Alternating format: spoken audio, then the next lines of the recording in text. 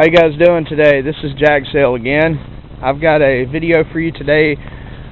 This one's about some winter gardening and just things that I do around the house for my winter garden.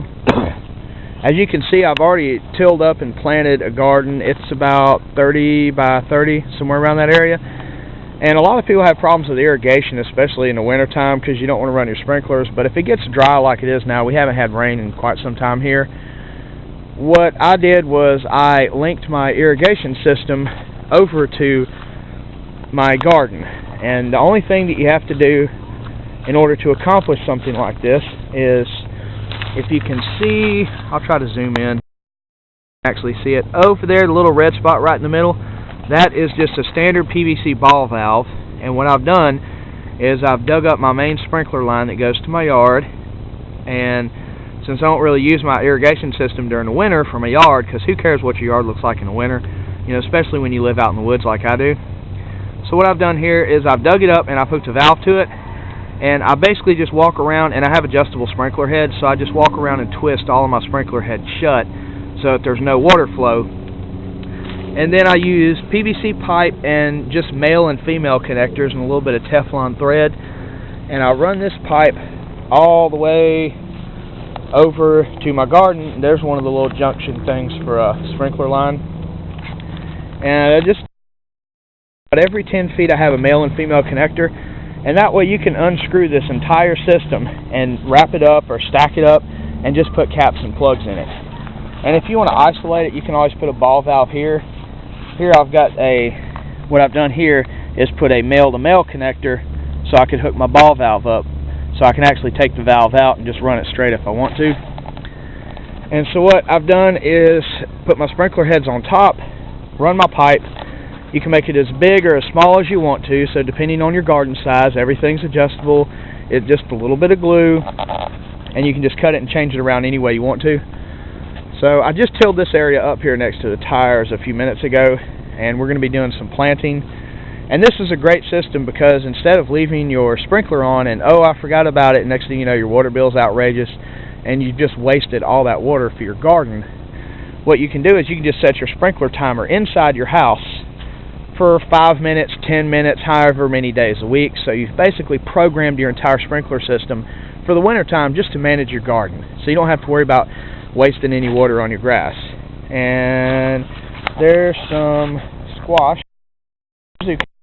I just love squash and zucchini because you can use them for it.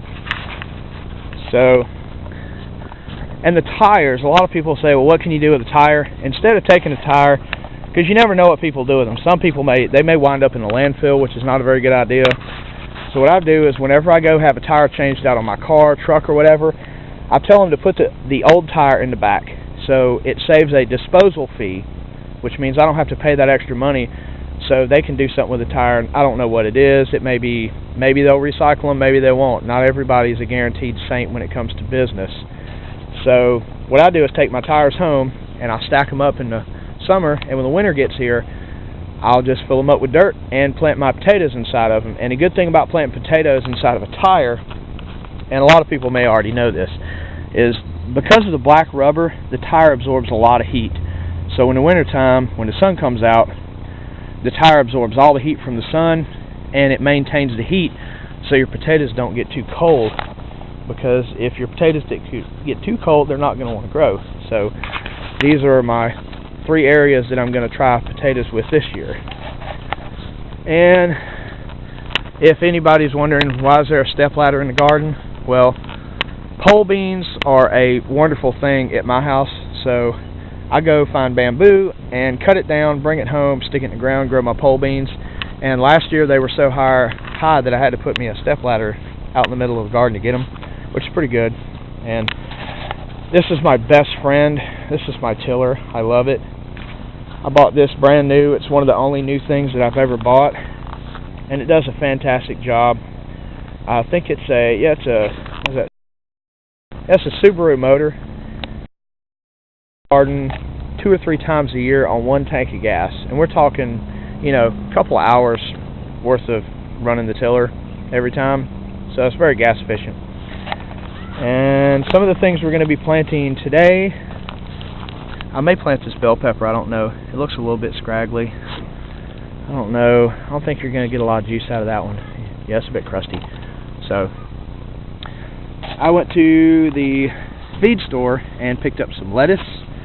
And I don't know what I have here. What are these here? Oh, this is some broccoli. And I've got some other lettuce over here. I haven't had great luck growing lettuce. My aunt who lives down the road, I call her like the lettuce queen because she can grow any kind of lettuce anywhere next to her house. She could put lettuce in her washing room and never have light on it, and for some reason it grows for her. And we're also going to be growing some onions. I bought these, and if you want your money's worth from onions, you can get these at your local feed store or nursery, hopefully. These are called multiplying onions. You plant this in the ground, it's going to grow an onion, and at the top of the stalk here, it's going to produce basically another one of these. And you can just snap it off, shove it back in the ground, and boom. You have onions just reproductive, unrealistically, like little rabbits humping. Your onions will produce in masses. And here's some purple onions here. Got some of these. I want to try more often to grow my own onions because onions are very good for you. And if you can grow them, it's a lot cheaper than having to go to the store and buy stuff. And you know they won't have any chemicals on them. So the only chemicals I try to use on my garden is mulch, which I make myself. Got a little mulch pile over here.